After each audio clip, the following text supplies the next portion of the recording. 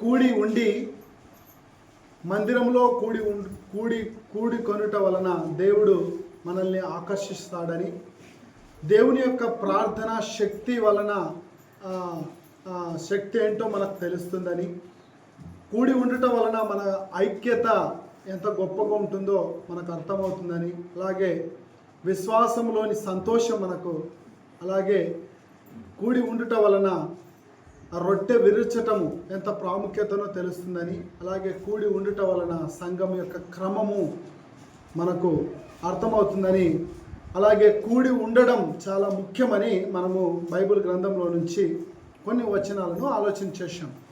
మరి ఈరోజు ఈ వారం కూడా సంఘం యొక్క నియమములు, సంఘం యొక్క పద్ధతులు, సంఘం యొక్క క్రమము అనేది దేవుడు తన గ్రంథంలో వ్రాయించాడు. ఈరోజు చాలామందికి తెలియని విషయం ఏంటంటే, మేము బాప్తిస్మం తీసుకున్నాం, మాకు వీలైనప్పుడు రొట్టె ద్రాక్షరసం వెరుస్తాం, మేము పాపక్షమాపణ పొందాం, మేము యేసు ప్రభును సొంత రక్షకునిగా అంగీకరించాం, ఇంకా మేము కూడి ఉండాల్సిన అవసరం ఏముంది, మేము మందిరానికి రావాల్సిన అవసరం ఏముంది, మేము ఇంటి దగ్గర ఉండి మేము దేవుడిని ఆరాధించలేమా, అలాగ ఆరాధిస్తే దేవుడు మాకు మోక్షం ఇవ్వడా, ఏం ప్రాబ్లం, ఏం తప్పు అవుతుంది, తప్పేంటి, అలా చేయడం వల్ల వచ్చే నష్టం ఏంటి, ప్రభుని నమ్ముకుంటే చాలు, నమ్ముకోమన్నాడు నమ్ముకున్నాం, బాప్తిసం తీసుకోమన్నాడు తీసుకున్నాం, ఇంకా ప్రతి వారం రావాలంటే ఏడవుతుంది, మాతో వారం పోతే 500 రూపాయలు నష్టం అవుతుంది, లేదంటే ఇంటికి బంధువులు వచ్చినారనో, స్నేహితులు వచ్చినారనో, రక్త సంబంధికులు వచ్చినారనో, ఇంట్లో ఎవరైనా చనిపోయినారనో, లేదంటే దినమనో ఏదో ఒక కారణం చెప్పి, లేదంటే ఏదో నేను పిల్లల్ని పిలుచుకరానికి పోవాలనో, లేదంటే ఈరోజు బట్వాడా ఇస్తారు డబ్బులు ఇస్తారనో, లేదంటే ఈరోజు ఏదో ఒక కార్యం ఉందనో, లేదంటే ఏదో ఒకటి రీజన్ చెప్పి దేవుని మందిరానికి మనం దూరం అయిపోతుంటాం. దేవుని మందిరానికి దూరం కావడం వలన దేవుడు మనకు ఏమైతే నిశ్చయించాడో, ఏమి చేయాలని నిశ్చయించాడో ఆ చేసే దానిని మనం పొందుకోలేకపోతున్నాం. మనకు తెలియని విషయం ఏంటంటే, ఇది కరెక్ట్ అని అనుకుంటున్నాం. పోనీ ఎవరైనా చెబితే ఇలా చేయాలి అని మనం చెబితే చేయకపోతే ఏమవుతుంది, నేను క్రిస్మస్కి వస్తే మళ్ళీ క్రిస్మస్ వరకు రాను, జనవరికి వస్తే మళ్ళీ జనవరి వరకు రాను, బర్త్డేకి వస్తే మళ్ళీ బర్త్డే వరకు రాను, ఈరోజు నాకేదో మేలు జరిగిందని నేను దేవుని కూడికను పెడితే మరలా నాకు మేలు జరిగేంత వరకు దేవుని కూడికను కానీ దేవుని ప్రార్థన కానీ చేయను. ఈ వారంలో ఈరోజు ప్రార్థన చేస్తే నేను మరలా ఎప్పుడో నాకు వీలైనప్పుడు ప్రార్థన చేస్తాను అన్న రీతిలో ఈరోజు మనుషులు ముందుకు సాగుతూ ఉంటారు. మరి అలా సాగడం వలన దేవుడు దాన్ని మెచ్చుకుంటాడా, దేవుడు దాన్ని ఇష్టపడతాడా, దేవుడు దాన్ని కోరుకుంటాడా, అలా ఉంటే కరెక్టేనా?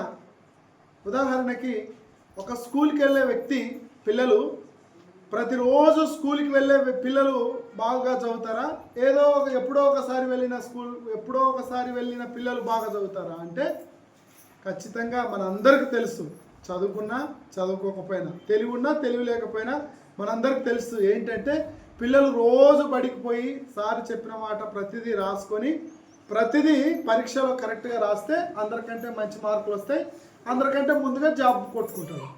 కొంతమందికి జాబ్ రాలేదు, కొంతమందికి జాబు వచ్చినది ఎందుకు వచ్చింది, రాని వాళ్ళకి ఎందుకు రాలేదంటే వీరు బాగా శ్రద్ధగా చేయవలసిన పనిని కరెక్ట్గా చేసినారు కాబట్టి వాళ్ళకి వచ్చింది, వీళ్ళు శ్రద్ధగా చేయలేదు కాబట్టి వీళ్ళకి రాలేదు అంటాం, అంతేనా? అలాగే మందిరంలోనికి కూడా ఎందుకు వీళ్ళు ఎదుగుతున్నారు, మేము ఎందుకు ఎదగలేకపోతున్నాం, ఎందుకు దేవుని యొక్క ఆశీర్వాదం, దేవుడు నాకు ఎందుకు సమాధానం జవాబు నాకు ఎందుకు ఇవ్వడం లేదు, దేవుడు నాకు సమాధానం ఎందుకు ఇవ్వలేదు, వీళ్ళకి ఎందుకు సమాధానం ఇస్తున్నాడు, మాకెందుకు సమాధానం ఇవ్వలేదు, ఎందుకు వీళ్ళకే దేవుడు ఆశీర్వదిస్తాడు, కలిగి ఉన్నోనికే ఇంకా కలుగుతుంది, లేనోనికి ఉన్నది కూడా తీసేయబడుతుంది. ఎందుకు అంటే దానికి కొన్ని రూల్స్, కొన్ని రెగ్యులేషన్స్ ఉంటాయి. మనం రోడ్డు మీద బండి వేసుకొని నడుపుతున్నప్పుడు ఇది రైట్ రూటు, ఇది రాంగ్ రూటు అని ఉంటుంది. సిగ్నల్ పడినప్పుడు ఆగాలి, ఎర్ర సిగ్నల్ పడినప్పుడు ఆగాలి, గ్రీన్ సిగ్నల్ పడినప్పుడు పోవాలి, ఇట్లాంటి రూల్స్ ఉంటాయి. ఆ రూల్స్ ప్రకారం మనం కరెక్ట్గా పోతే, ఎవరు రాంగ్ రూట్గా పోకపోతే, తాగకుండా బండి నడపాలి అన్నప్పుడు తాగి నడిపితే ఏమవుతుంది, ఈ రూట్లో పోవాలి అంటే ఈ రూట్లో పోకుండా ఆ రూట్లో వస్తే ఏమవుతుంది అని అనుకుంటే ప్రమాదంలో పడతాం. అలాగే మందిరాలలో కూడా దేవుడు కొన్ని క్రమశిక్షణలను పెట్టాడు, కొంత క్రమాన్ని పెట్టాడు. ఖచ్చితంగా 10 గంటలకు రావాలంటే 10 గంటలకు రాకపోతే ఏమవుతుంది, బుధవారం రావాలంటే రాకపోతే ఏమవుతుంది, శుక్రవారం రావాలంటే రాకపోతే ఏమవుతుంది, వాక్యం వినాలి అంటే వినకపోతే ఏమవుతుంది, రొట్టె ద్రాక్షసం తీసుకొని పోతే ఏమవుతుంది, ఏమవుతుంది ఏమవుతుంది ఏమవుతుంది అంటే ఏం కాదు, ఎవరు త్రవ్వుకున్న గుంతలో వాళ్ళే పడతారని బైబిల్లో వ్రాయించాడు దేవుడు. ఎందుకంటే మనం ఈరోజు వేసే విత్తనాలు మంచి విత్తనాలా చెడు విత్తనాలా అన్నది మనం వేసే విత్తనాల మీద ఆధారపడి ఉంటుంది. దేవుని యొక్క క్రమము, దేవుడు పెట్టిన ఒక క్రమము, ఒక పద్ధతి, ఒక మర్యాద, ఒక ఒక సిస్టమ్ అనేది ఏర్పాటు చేశాడు. ఆ సిస్టంలో మనం కరెక్ట్గా వెళ్తూ ఉంటే మనం ఎప్పుడూ తిరుగుండదు, మన జీవితంలో మనకెప్పుడు వెనుకకు తిరిగి చూసుకోవాల్సిన పని ఉండదు, మనం ముందుకే వెళ్ళిపోతాం. ఎందుకు, మనం ఎంత కష్టపడినా మనం చేసిన ప్రతి సంపాదన చినిగిపోయిన సంచిలో వేసిన మాదిరిగా మన జీవితం ఎందుకు ముందుకు ఎదగలేకపోతుంది?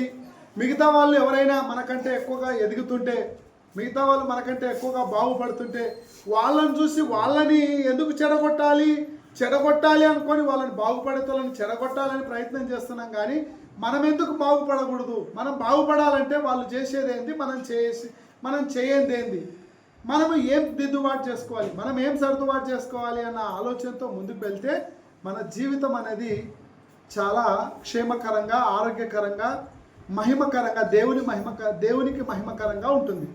అలా కాకుండా మనకి ఇష్టానుసారంగా జీవిస్తూ ఏమవుతుందిలే, చేస్తే ఏమవుతుందిలే, పోతే ఏమవుతుంది, ఇది ఒక వారమే కదా, ఇప్పుడే కదా, నిద్రపోతే ఏమవుతుందిలే, ఇలా మనం ఏమవుతుందిలే అనుకుంటే అయ్యేదంతా ఏమవుతుందిలే అని నిర్లక్ష్యం చేయడం వలన మన జీవితం అనేది వెనకబడిపోతుంది.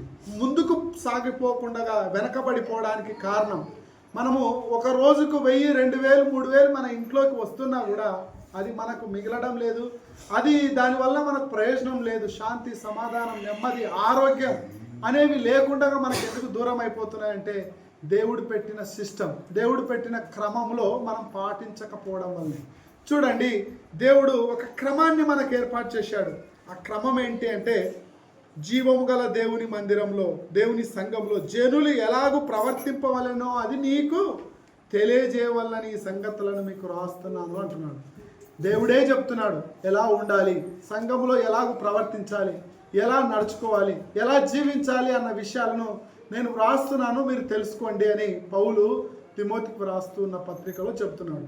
మరి ఏమేం చెప్పాడు?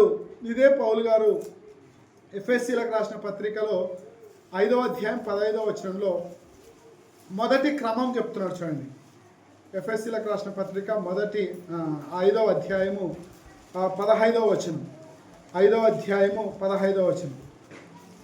దినములు చెడ్డవి గనక మీరు సమయమును పోనీయక సద్వినియోగం చేసుకొనుచు అజ్ఞానుల వలె కాక జ్ఞానుల వలె నడుచుకొనున్నట్లు జాగ్రత్తగా చూసుకొనిడి. ఇప్పుడు మనము నువ్వు అజ్ఞాని, నువ్వు తెలివిలోనోడు, తెలివి లేని వాడవు, తెలివి లేని దానవు అని ఎవరైనా అన్నారనుకోండి, మనం ఒప్పుకుంటామా? దాన్ని మనం ఒప్పుకుంటామా?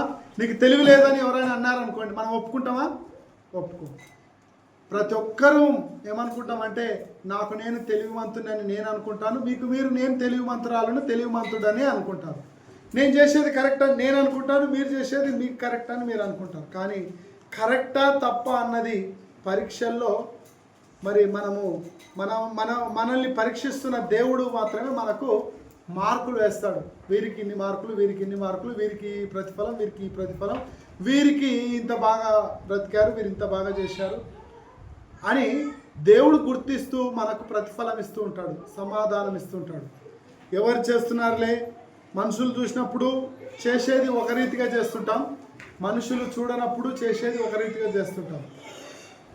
సంఘంతో కలిసి ఉన్నప్పుడు చేసేది, బ్రతికేది ఒక రీతిగా చేస్తుంటాం, బ్రతుకుతుంటాం. మనుషులు చూడనప్పుడు చేసేది, బ్రతికేది ఒక రీతిగా ఉంటాం. లోకంలో ఉన్నప్పుడు ఒక రీతిగా ఉంటాం, సంఘంలో ఉన్నప్పుడు, మందిరంలో ఉన్నప్పుడు ఒక రీతిగా ఉంటాం. ఇలా బయట ఒక రీతిగా, లోపల ఒక రీతిగా, మనుషులు చూసేటప్పుడు ఒక రీతిగా, మనుషులు చూడనప్పుడు ఒక రీతిగా, మనకి ఇష్టం వచ్చినట్టుగా మనం బ్రతికితే అది కుదరదు అంటున్నాడు.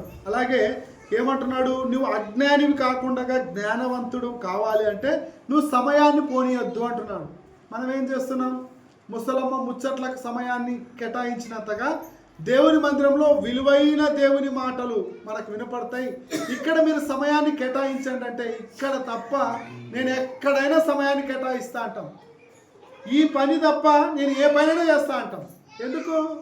మంచి అనేది మీ పిల్లలకు కానీ మన పిల్లలకు కానీ మనం చెప్పండి, ఇది చేయొద్దురా అని చెప్పండి, ఖచ్చితంగా చేయడాడు, అది చేస్తాడు. ఇది చెయ్యిరా అని చెప్పండి, అది చేయడు. ఇది తినొద్దురా అని చెప్పండి, అది ఖచ్చితంగా తింటాడు. అది తినురా అంటే అది నేను ఖచ్చితంగా తినాలంటాడు. అర్థమవుతుందా? మీ పిల్లలు అందరికి పిల్లలు ఉన్న వాళ్ళే కదా.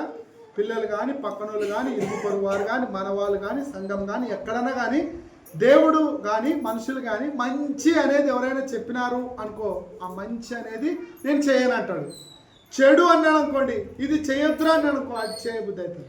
అంటే దయ్యం పని చేస్తుందా, దేవుడు పని చేస్తున్నాడా అంటే లోపల ఉన్న దయ్యమే మనల్ని ఎక్కువ పని చేపిస్తుంది. మంచి మాటలు ఇవి వినండి అంటే ఇక్కడ నిద్ర వస్తుంది. అంటే నీలో ఏముంది? దయ్యం ఉందని అర్థం. ఏముంది? అది దయ్యం నీతోనికి ఏం చేస్తుంది? నిద్రపో నిద్రపో నిద్రపో అంటుంది. ఎందుకంటే నువ్వు వింటే నువ్వు మార్పు చెందుతావు, నువ్వు వింటే బాగుపడతావు, నువ్వు వింటే అందరికంటే గొప్పదాని అవుతావు, గొప్పవాడు అవుతావు. నువ్వు వినకూడదు. వినేటప్పుడే నిన్ను తొక్కేసేయాలి. వినేటప్పుడే నీకు విననీయకుండా హాయిగా నిద్ర రావాలి. నిద్ర రావాలంటే ఏం చేయాలి? దేవుణ్ణి పెట్టుకోకుండా దయ్యాన్ని లోపల పెట్టుకుంటే చాలు. ఇప్పుడు నిద్ర వస్తుంది అంటే మనం ఆలోచన ఏం చేయాలి? లోపల వీరికి దయ్యం పట్టింది. అర్థమవుతుందమ్మా? వీళ్ళకి దయ్యము పనిచేస్తుంది, వీళ్ళల్లో తప్పుడు పనులు చేయిస్తుందంటే వీళ్ళలో దయ్యం దూరి తప్పుడు పనులు. వీళ్ళు పొద్దున ప్రార్థన చేసుకోలేదు, మధ్యాహ్నం ప్రార్థన చేసుకోలేదు, రాత్రి ప్రార్థన చేసుకోలేదు, వీళ్ళకి దేవుడు అంటే భక్తి లేదు, వీళ్ళకి దేవుడు అంటే భయం లేదు అని మనకు అర్థం కావాలి. వాళ్ళని చూసి ఏం చేయాలి మనము? ఓహో, నేను అలా కాకూడదు, అలా అయితే నేను చెడిపోతాను. దేవుని మాటలు వినబుద్ధి కాకున్నాయి అంటే నీలో దయ్యం ఉందని.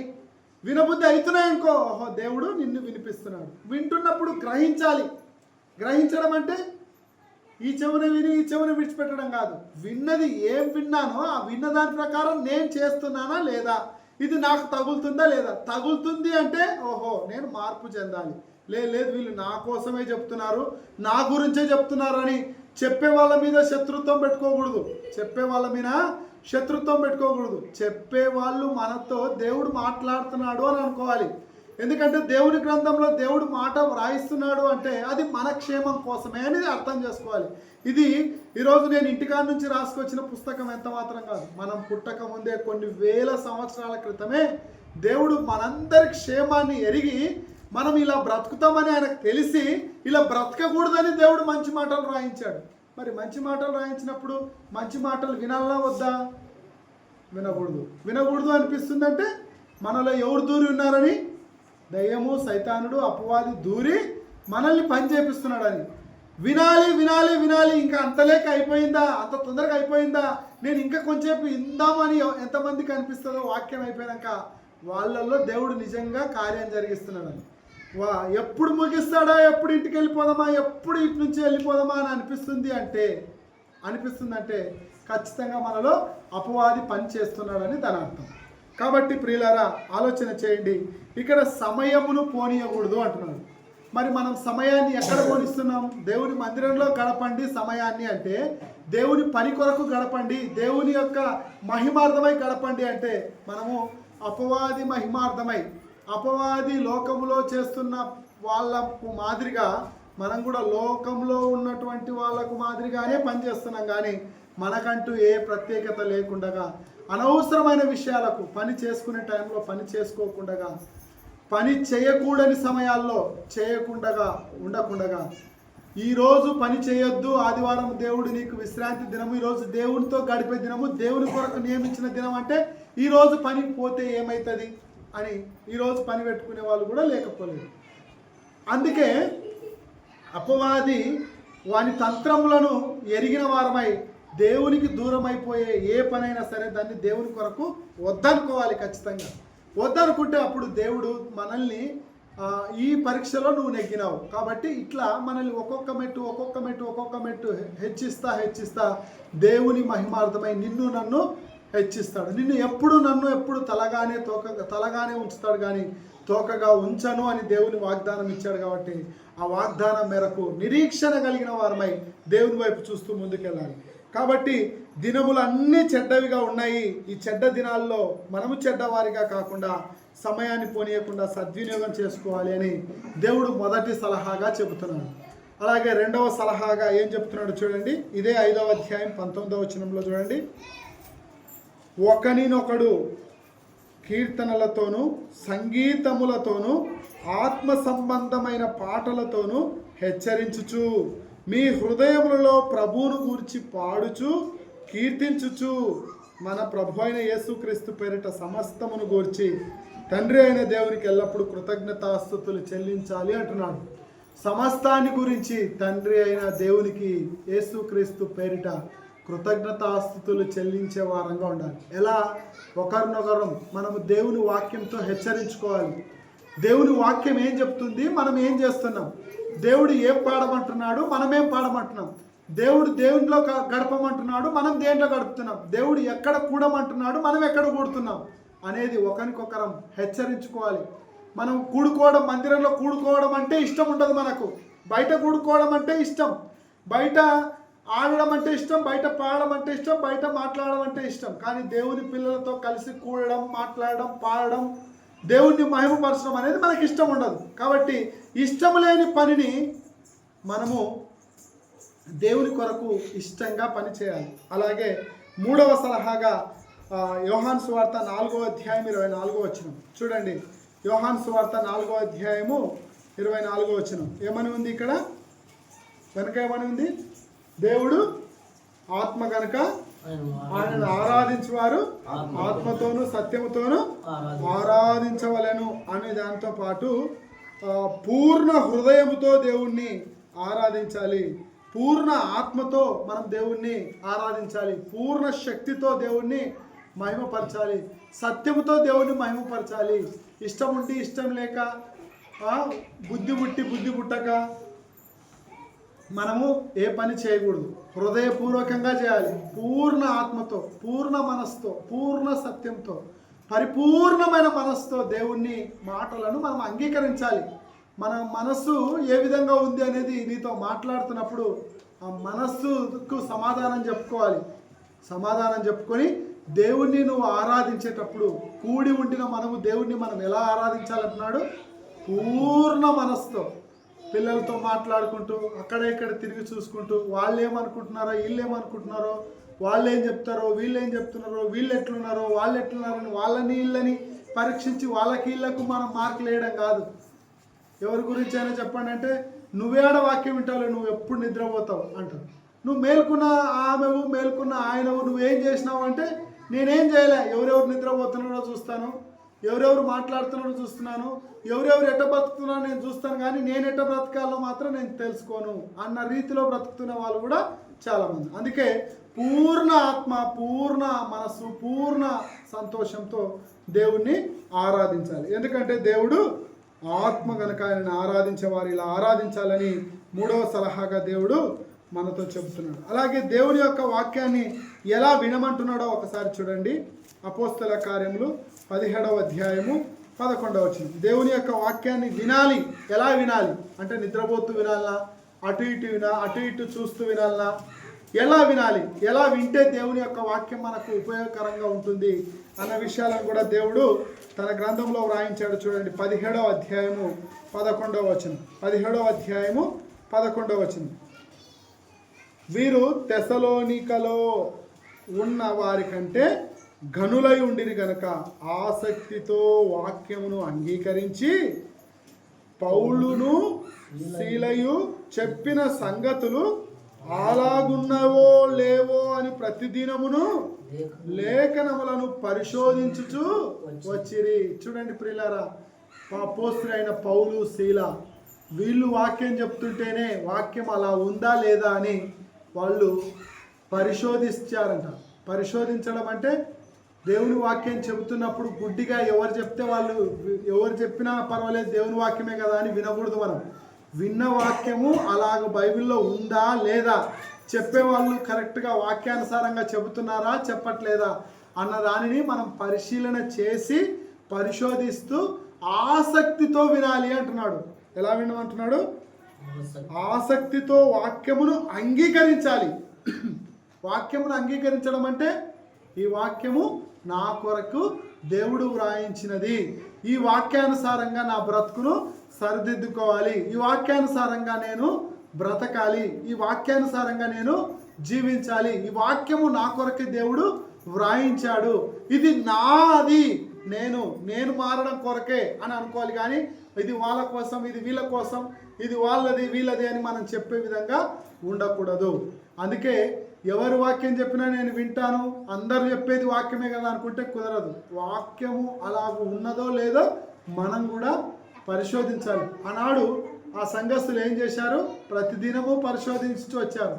మనం కూడా దేవుని వాక్యము అలాగ ఉన్నదో లేదో పరిశీలన చేసే వారంగా ఉండాలి. వాక్యాన్ని అంగీకరించి వాక్య ప్రకారం జీవించే వారంగా ఉండాలి. అలాగే 12వ అధ్యాయము 5వ వచనం, ఇదే అపోస్తల కార్యములు 12వ అధ్యాయం 5వ వచనంలో కూడా ఒక మాట వ్రాయబడి ఉంటుంది. చూడండి ప్రియులారా, 12వ అధ్యాయము 5వ వచనం. పేతురు చెరసాలలో ఉంచబడెను, సంఘమైతే అతని కొరకు అత్యాసక్తితో దేవునికి ప్రార్థన చేయుచుండెను.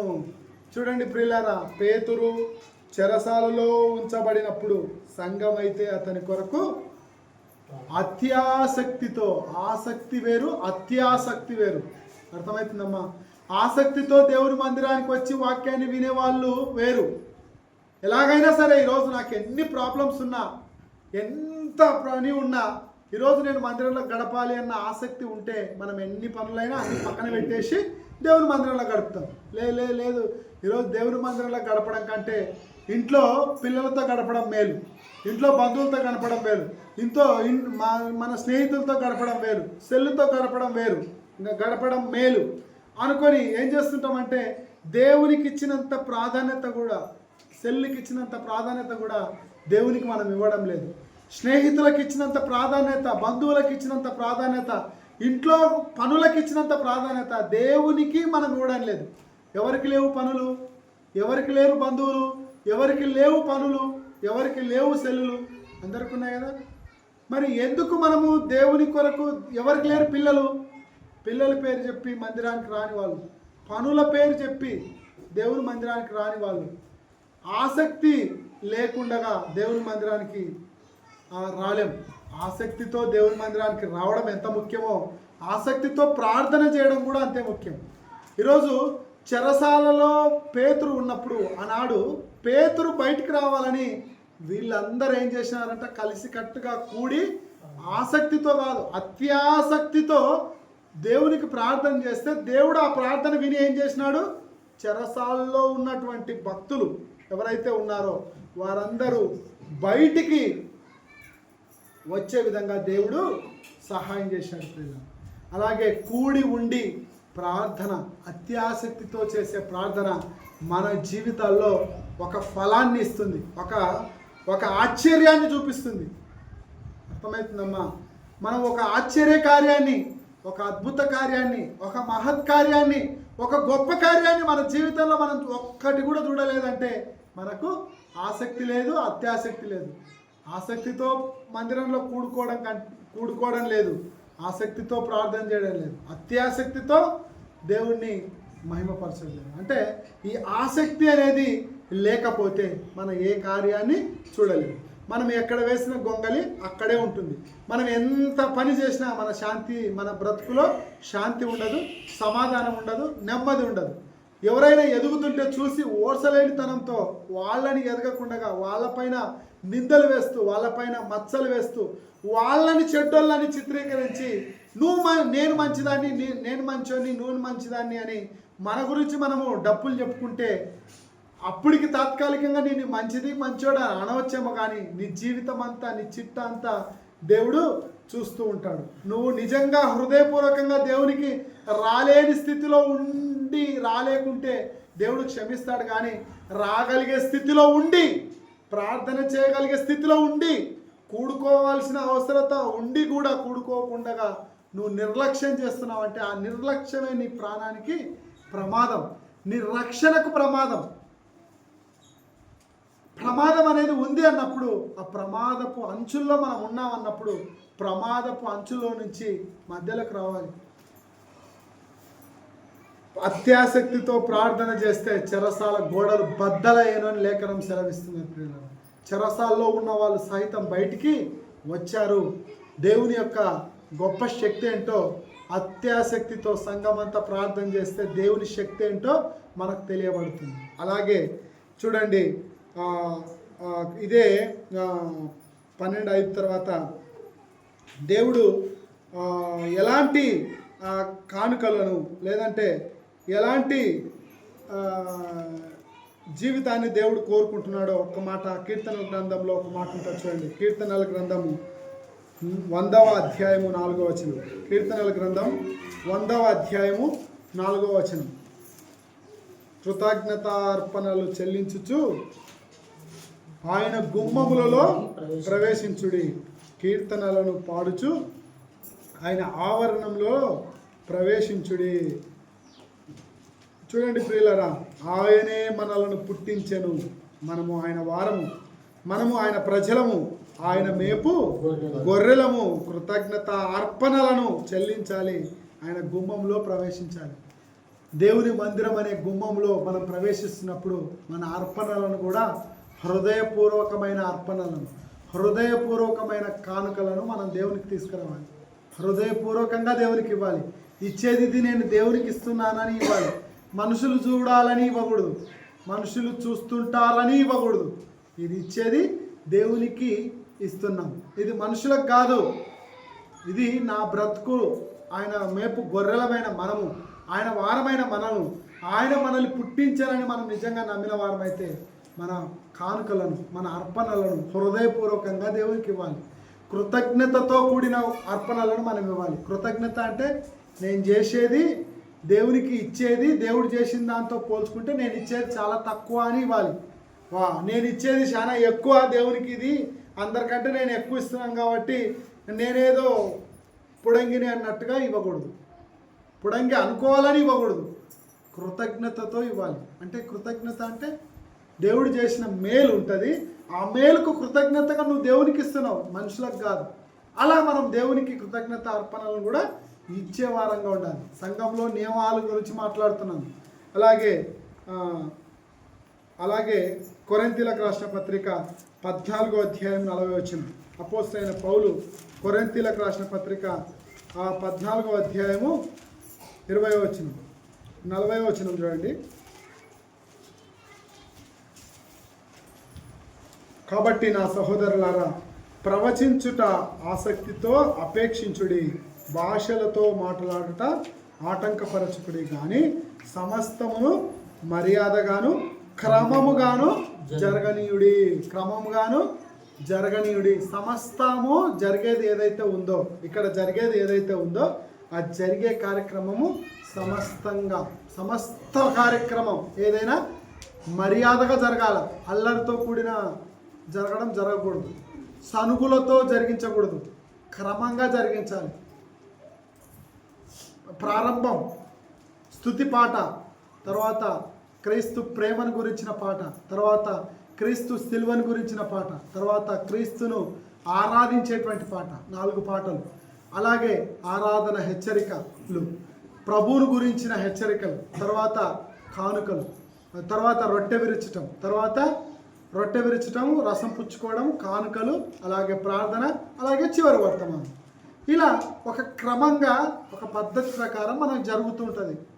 అలాగే ఇలాగూ ఈ కార్యక్రమాలన్నీ క్రమంగా జరిగేటట్టుగా, మర్యాదగా జరిగేటట్టుగా మనం అందరం సహకరించాలి. అర్థమవుతుందమ్మా? సహకరించాలి. ఈ టైం నుంచి ఈ టైం వరకు ఇది జరగాలి అంటే దానికి మనం సహకరించాలి. ఈ టైంకి రావాలంటే ఆ టైంకి రావాలి. క్రమం, అది ఒక పద్ధతి, ఒక మర్యాద. అది దేవునికి మనం ఇచ్చే విలువ.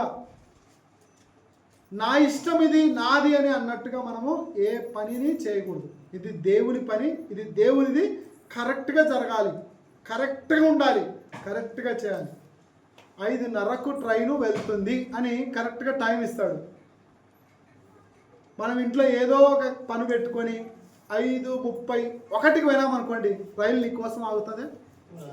ఒక్క నిమిషం లేట్ అయింది, ఆడ పోతుంది, దాని తోక కనపడుతుంది అనుకున్న ఆపమంటే ఆపుతారా?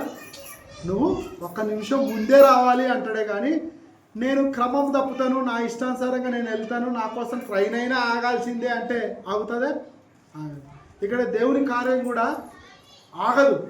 ఎవరు వచ్చినా ఎవరు రాకపోయినా, ఎవరు ప్రార్థించినా ఎవరు ప్రార్థించకపోయినా, ఎవరు స్తుతించినా ఎవరు స్తుతించకపోయినా దేవుని కార్యం అనేది మనం లేకపోతే జరగదు అన్న లెవెల్లో మనం ఉండకూడదు. దేవుని కార్యాన్ని దేవుడు జరిగిస్తాడు, అది క్రమంగా మర్యాదగా పద్ధతిగా. అలా జరిగేటట్టుకు మనం అందరం సహకరించాలి. అలాగే ఇంకొక మాట, ఇదే పేతురు అపోస్తలుడైన పేతురు గారు కూడా ఒక మాట చెప్తున్నాడు చూడు, సంఘాన్ని ఉద్దేశించి. పేతురు రాసిన మొదటి పత్రిక 4వ అధ్యాయము 10-11 వచనాలు. పేతురు రాసిన మొదటి పత్రిక 4వ అధ్యాయము నానా విధమైన 10-11 దేవుని నానా విధమైన కృపా విషయమై మంచి గృహ నిర్వాహకులై ఉండి ఒక్కొక్కడు కృపావరము పొందిన కొలది ఒక్కొక్కడు ఉపచారము చేయుడి. ఇక్కడ ఏం చేయమంటున్నాడు? ఉపచారం.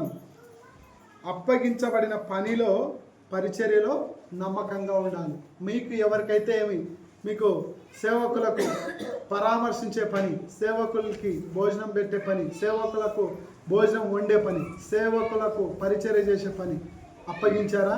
ఆ పనిని ఎవరు వచ్చినా ఎవరు రాకపోయినా, ఎవరు అప్పగించినా ఎవరు అప్పగించకపోయినా నీ బాధ్యతగా నువ్వు చేయాలి. పరిచర్యను బాధ్యతగా చేయాలి.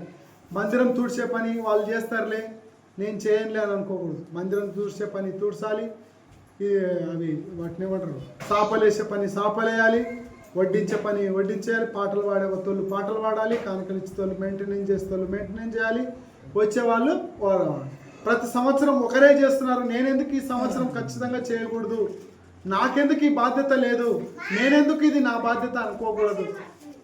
ఇది నా బాధ్యత అని మనం ఎందుకు అనుకోకూడదు అంటే, ఇది నాది అని అనుకున్న వాళ్ళే బాధ్యతతో చేస్తారు. ఇది నాది కాదులే వాళ్ళదిలే అనుకున్న వాళ్ళు బాధ్యతతో చేయరు. నీది అయితేనే నువ్వు చేస్తావా అంటే, ఇది దేవునిది అన్నప్పుడు నీదే నాదే. ఇది దేవునిది కాదు మనుషులది అని అనుకున్నప్పుడు మనుషులది అవుతుంది.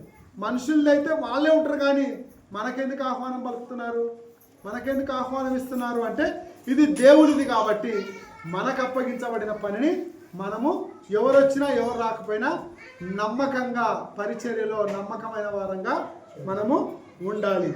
అలాగే చూడండి ప్రియులారా, అపోస్తలుడైన పౌలు ఫిలిప్పీలకు రాసిన పత్రిక 2వ అధ్యాయము 20వ వచనంలో ఒక మాట ఉంటుంది చూడండి. ఫిలిప్పీలకు రాసిన పత్రిక 2వ అధ్యాయము 20వ వచనం.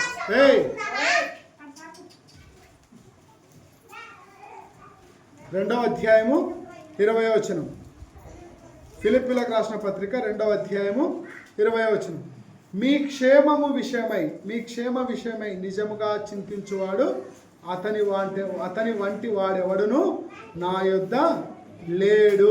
మీ క్షేమం విషయమై నిజముగా చింతించువాడు అతని వంటి వాడెవడును నా యొద్ద లేడు. అంటే ఎదుటి వారి క్షేమం విషయమై మనము చింతించాలి అంటున్నాడు. మన క్షేమం గురించి మనం చింతిస్తాం, మన పిల్లల గురించి మనం చింతిస్తాం, కానీ ఎదుటి వాళ్ళ క్షేమం గురించి చింతించేటువంటి పని కూడా నీ మీద నా మీద ఉంచాడు దేవుడు. ఎదుటి వాళ్ళ క్షేమం, వాళ్ళు చెడిపోతుంటే నేను చెడిపోతున్నాను అనుకొని వాళ్ళకు సహకరించాలి. చేతనైతే వాళ్ళ క్షేమమే కోరాలి, కానీ వాళ్ళ కీడు మనము కోరుకోకూడదు. అందుకే సంఘంగా కూడుకొని మనకు దేవుడు పెట్టిన మరొక బాధ్యత ఏంటంటే, క్షేమం విషయమై ఎదుటివారి క్షేమం విషయమై కోరుకున్న వాళ్ళకంటే గొప్పోళ్ళు ఇంకెవరు లేరు అంటున్నాడు పౌలు గారు. చెప్తున్నాడు, ఎవర్రా మీలో గొప్ప వాళ్ళు, ఇక్కడ వచ్చిన వాళ్ళల్లో ఎవరు మీలో గొప్ప వాళ్ళు అంటే, ఎదుటి వాళ్ళ క్షేమం, ఎదుటోళ్ళు క్షేమంగా ఉండాలని కోరుకుంటామే, వాళ్ళకంటే గొప్పోళ్ళు ఇంకెవరు లేరంట. మన క్షేమం గురించి మనం ఆలోచన చేస్తాం, మంచిదే, కానీ ఎదుటి వాళ్ళ క్షేమాన్ని గురించి కూడా మనం ఎప్పుడైతే ఆలోచన చేసి వాళ్ళు క్షేమంగా ఉంటే నేను క్షేమంగా ఉంటానని ఎవరైతే అనుకుంటారో వాళ్ళకంటే గొప్ప వాళ్ళు ఇంకెవరు లేరు. అంటే వాళ్ళే చాలా టాప్ పర్సన్స్ అని దాని అర్థం. అలాగే చూడండి ప్రియులారా, చివరిగా హెబ్రీలకు రాసిన పత్రిక 13వ అధ్యాయము 17వ వచనం. హెబ్రీలకు రాసిన పత్రిక 13వ అధ్యాయము 17వ వచనం.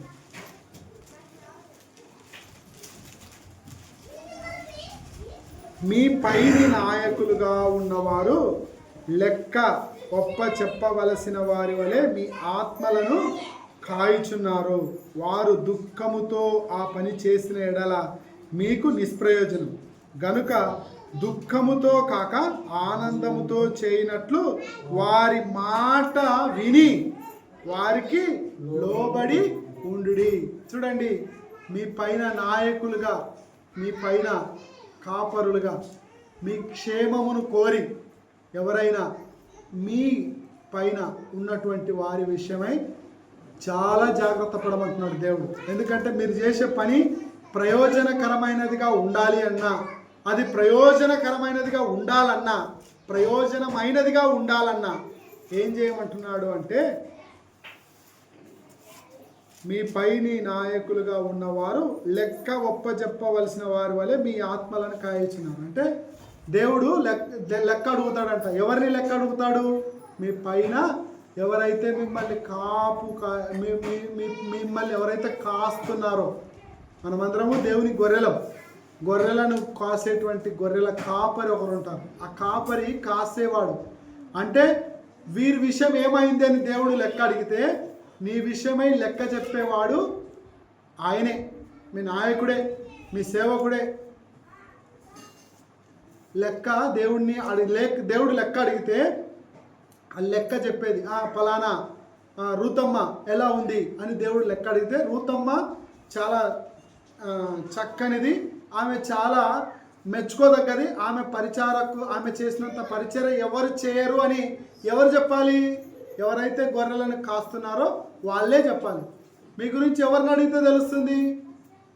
మీ ఇంట్లో కష్టం ఉందా, నష్టం ఉందా, మీ ఇంట్లో బాధ ఉందా, మీ ఇంట్లో ఇరుకుందా, మీ ఇంట్లో ఉండే సమస్యలు ఏంటి, నువ్వు ఏ సమస్యతో బాధపడుతున్నావు, నువ్వు వస్తున్నావా, మందిరానికి రాలేదా అని ఎవరు చూసుకుంటారు? మీ పైన ఉండే నాయకులే మీ గురించి అడిగితే మీ గురించి ఏం చెప్తున్నారు? వీళ్ళు మంచోళ్ళ, వీళ్ళు చెడ్డోళ్ళ, వీళ్ళు విశ్వాసుల, వీళ్ళు అవిశ్వాసుల, వీళ్ళు పరిపూర్ణుల, వీళ్ళు అపరిపూర్ణుల, వీళ్ళు సంపూర్ణుల, అసంపూర్ణుల, వీళ్ళ స్థితి ఏంటి అనేది దేవుడు లెక్క అడిగితే లెక్క చెప్పవలసిన బాధ్యత ఎవరైతే ఉన్నారో వాళ్ళే మీ గురించి, యోగక్షేమాల గురించి ఆలోచన చేస్తారు, ప్రార్థన చేస్తారు, మీరు బాగుండాలని కోరుకుంటారు, ఉపదేశిస్తారు. అయితే వారి విషయమై మనం ఏం చేయాలి అంటున్నాడంటే, మీ ఆత్మలను కాల్చున్నారు కనుక వారు దుఃఖముతో ఆ పని చేస్తే, బాధతో గాన చేస్తే, మీ పైన నాయకులుగా ఉన్నోళ్ళు మీ విషయమై దుఃఖపడితే చాలా డేంజర్ అంటున్నాడు దేవుడు. మీరు మీ పైన నాయకులుగా ఉన్నటువంటి, సేవకులుగా ఉన్నటువంటి, పరిచారకులుగా ఉన్నటువంటి, మీ కొరకు ప్రార్థన చేస్తున్నటువంటి వారిని దుఃఖపరచకూడదు. దుఃఖపరిస్తే మీకు అది నిష్ప్రయోజనం. అంటే మీకు దానివల్ల ఏ ప్రయోజనం ఉండదు. ప్రయోజనం లేకపోగా దుఃఖంతో కాక ఆనందంగా చేయనట్లు వారి మాట వినాలి అంటున్నాడు. ఏదైనా దేవుడి వాక్యం తెలిసిన వాళ్ళు ఇది కాదు, ఇది ఇలా చేయాలి అని చెప్తే ఆ వాక్యము చెప్తున్నప్పుడు వినాలి. అలాగే ఏం చేయాలి? వారికి లోబడి ఉండాలి అంటున్నాడు. లోబడకుండగా నువ్వేంది, నువ్వు చెప్తే నేను చేసేది ఏంది, నిన్ను అడిగేది ఏంది నేను అనే స్థితిలో ఉండకూడదు. వారు చెప్తే చేసేటువంటి వారంగా ఉండాలి. నీ పైన ఉన్న నాయకులకు దుఃఖపరచకూడదు. దుఃఖపరిస్తే నేను నిన్ను దుఃఖపరుస్తానంటున్నాడు. నువ్వు పని చేస్తే నీ పని ప్రయోజనమైనదిగా ఉండాలంటే నీ పైన నాయకులుగా మిమ్మల్ని కాస్తున్నటువంటి వారికి మీరు లోబడాలి, వారి మాట వినాలి, వారి కొరకు, వారి సంతోషం కొరకు, వారి ఆనందం కొరకు మీరు ఉండాలి అని దేవుడు నాయకుల గురించి, మనము నాయకుల పట్ల, సేవకుల పట్ల ఎలా ఉండాలో ఉండమని సలహా ఇస్తున్నాడు. ఫైనల్గా ప్రసంగి గ్రంథము 5వ అధ్యాయము 1వ వచనం. జ్ఞాని అయిన ప్రసంగి గారు మాట్లాడుతూ చివరిగా చెబుతున్నాడు. చూడండి, ప్రసంగి గ్రంథము 5వ అధ్యాయము 1వ వచనంలో మన ప్రవర్తన ఎలా ఉండాలో, ఎలా చూసుకోమంటున్నాడో ఒక మాట చూసుకొని ముగించుకుందాం. అలాగే 5వ అధ్యాయము 1వ వచనం, నీవు దేవుని మందిరమునకు పోవునప్పుడు నీ ప్రవర్తన జాగ్రత్తగా చూసుకొనుము. బుద్ధిహీనులు అర్పించినట్లుగా బలి అర్పించుట కంటే సమీపించి ఆలకించుట శ్రేష్టం. వారు తెలియకే దుర్మార్గపు పనులు చేయుదురు. నీవు దేవుని సన్నిధిని అనాలోచనగా పలుకుటకును నీ హృదయమును త్వరపడనీయక నీ నోటిని కాచుకొనుము. దేవుడు ఆకాశమందున్నాడు, నీవు భూమి మీద ఉన్నావు, కావున నీ మాటలు కొద్దిగా ఉండవలెను.